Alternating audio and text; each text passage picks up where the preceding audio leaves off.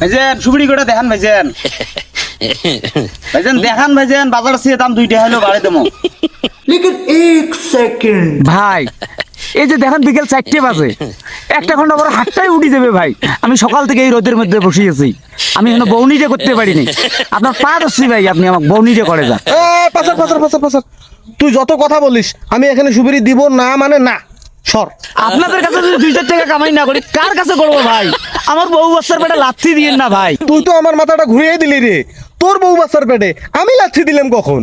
আরে এই যে ভাই, আপনি যদি এখন আমাকে সুবিড়িটা না দেন, অটোমেটিকলি ভাই আপনার লাথিটা আমার বউ বাচ্চার পেটে পড়ে যাবে। ভাই রে ভাই, মনটা একটু নরম করেন ভাই, এত কঠোরতা দেখাচ্ছেন কেন? গাছের ফল ভাই। গাছে কি ফল মাংনায় দেয় রে?